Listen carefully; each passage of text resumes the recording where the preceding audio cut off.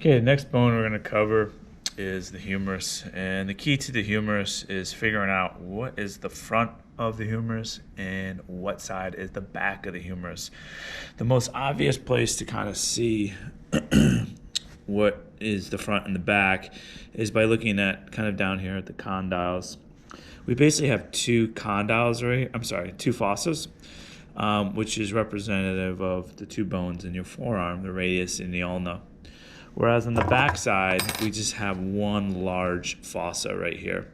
This is ultimately where your elbow is. Okay, so if we kind of take an ulna has a big U on it. That ulna basically latches on to the back of the humerus, and that bone is your elbow. Okay, so that big hole right there is the elbow. So always think of that as the back of the humerus. This is a right-sided bone, as all the bones are. And the other thing right here is this knobby thing right there is a medial epicondyle. And on the inside of your arm, kind of where your funny bone is, that's where that is too. So you almost kind of think of it as kind of lying down.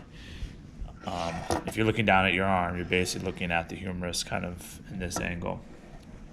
Okay, so basically we'll start with the markings up here at the top. The most obvious aspect of the humerus is the large, smooth, rounded head. So number 13.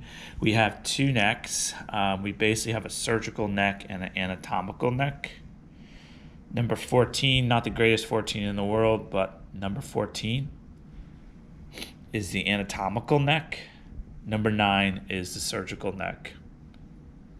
We have two tubercles. We have a greater and a lesser tubercle. So number 12 is a large tubercle. So that's the greater tubercle. Number 11 is a smaller one, which is the lesser tubercle. And then we have a groove in between, or a sulcus.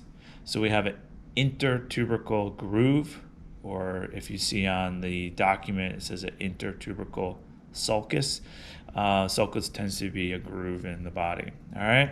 So 13 is a head, 14 is anatomical neck, 9 is surgical neck, two tubercles, one big, one small, greater tubercle, lesser tubercle, and then a groove in between, and that is the intertubercle groove. We basically have a large area of the humerus. That's a 6. Okay. This large area is considered the shaft of the humerus. This is not indicated on your document, your ID, but it's something you are responsible for. We have a tuberosity, and this tuberosity is where the deltoid attaches to. So this little kind of inconsistent shape to the humerus right here on the mid side is 16, and that's called the deltoid tuberosity. Okay, so it's a little inconsistency in the bone that allows the deltoid to attach. Then we're going to come down here to the rounded aspect of the humerus. And again, I always think about the humerus as, all right, am I looking at the front side or the back side? So if I'm looking at this angle right here, I have a large fossa right here. That's number 7. So olecranon fossa. And that corresponds with basically what is on the humerus, the ulna, and that's the olecranon process. Okay, so the olecranon process basically articulates with the olecranon fossa, and that gives us our elbow. So if I'm looking at the back side of the humerus right now, this side is medial and this side is lateral. Number 8 is the medial epicondyle, and number 17 is the lateral epicondyle. I have a ridge above the condyles. Number 5 is the medial supracondylar ridge. Number 15 is the lateral supracondylar ridge. Okay?